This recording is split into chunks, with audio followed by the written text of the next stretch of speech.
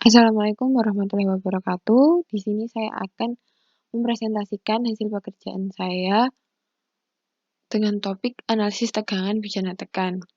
Perkenalkan, nama saya Tasya Ardelia Winona, NRP 0819040034 dari kelas D4TP5B. Di sini saya akan mempresentasikan tugas saya untuk memenuhi tugas evaluasi akhir semester untuk mata kuliah metode elemen hingga tugas.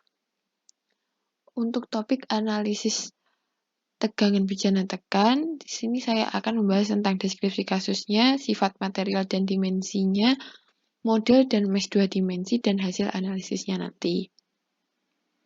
Yang pertama ada deskripsi kasus.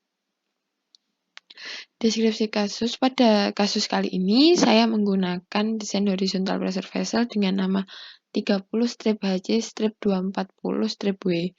Simulasi tegangan bejana tekan dilakukan untuk memperhitungkan apakah desain bejana tekan tersebut layak digunakan atau tidak. Tegangan tarik dan kekuatan luluh yang diizinkan dari material yang digunakan merupakan faktor keamanan pressure vessel yang saling berhubungan. Kedua faktor tersebut telah tercakup di dalam ASME Section 8. ASME Section 8 divisi 1 berisi tentang persyaratan umum, tambahan, dan larangan spesifik untuk material bejana tekan. Di antaranya mengenai metode perancangan, pengujian, fabrikasi, inspeksi, dan sertifikasinya. Selanjutnya ada sifat material dan dimensi. Ini adalah gambar dari bejana tekan yang saya analisis tegangannya pada kasus kali ini. Ini adalah datasheet dari bejana tekan yang sudah gambar bejana tekan yang ada di slide sebelumnya. Nah, di sini ada namanya yaitu 30-HC-240-W. Kemudian ada tebal shell dan head. Tebal shell-nya yaitu 0,218 inch di sini atau 5,5372 mm. Kemudian ada tebal head di sini ada 0,204 inch atau 5,1816 mm. Kemudian ada diameter dan panjang sel. Diameternya ada 30 inch di sini atau 762 mm. Kemudian ada panjang dari vessel ini yaitu 66,25 inch di sini, dari mulai sini sampai sini itu 66,25 inch atau 1682,75 mm. Kemudian ada head depth itu 8,875 di sini. Kemudian tipe supportnya adalah saddle support. Kemudian dimensi supportnya ada 4x4 di sini. 4x4 dan MAWP atau tegangan desainnya 250 SIG di sini atau 1724.000 PA dan temperatur desainnya adalah 400 derajat Fahrenheit atau 477,594 Kelvin.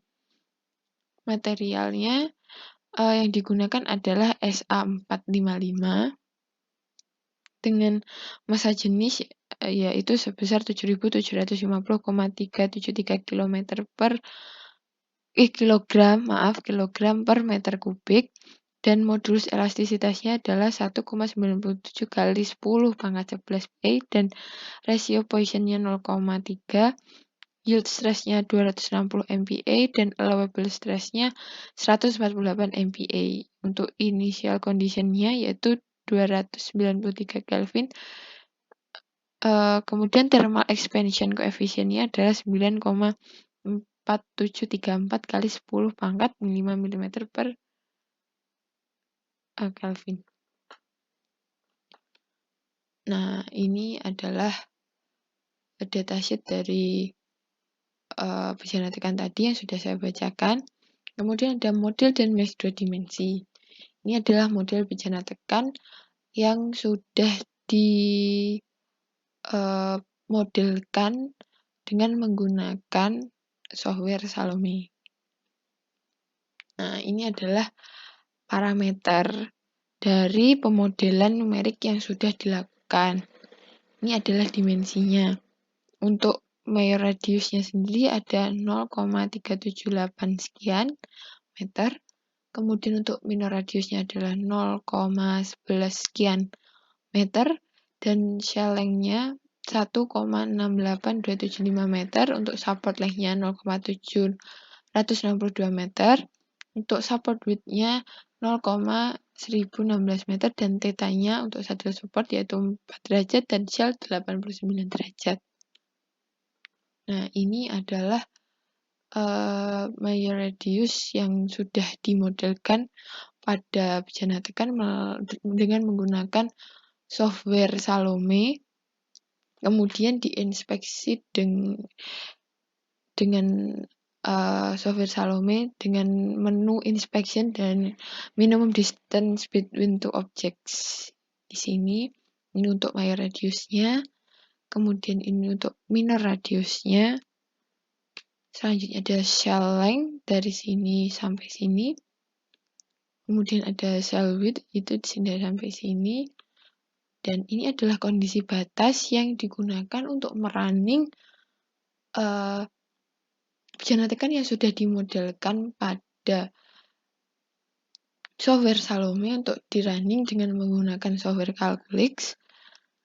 Ini untuk kondisi batasnya ada boundary condition itu di sini. Ini sudah disesuaikan dengan data yang ada pada slide sebelumnya. Ini adalah hasil meshing yang sudah saya buat pada software Salome. Nah, selanjutnya ada hasil analisis. Hasil analisis tentukan dengan menghitung grid independence-nya. Untuk grid independence sendiri, ini didapat dari hasil meshing pada software Salome.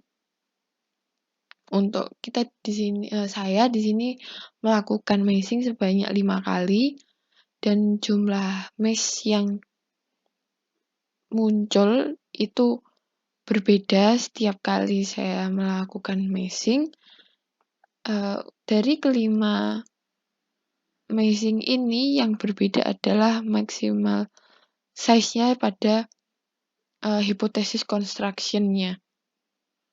Meshing adalah proses membagi komponen yang akan dianalisis menjadi elemen-elemen kecil atau discrete. Semakin baik kualitas mesh, maka akan semakin tinggi tingkat konvergensinya. Pada tugas ini menggunakan tipe unstructured mesh yaitu triangle atau netgain 1D strip 2D dengan melakukan variasi pada ukuran mesh maksimum yaitu 5 kali ukuran mesh yang berbeda. Yang awal ini saya menggunakan 0,25, kemudian 0,2, kemudian 1,5, 0,15, kemudian 0,125, kemudian 0,1. Nah, di sini ada maksimum principal stress-nya.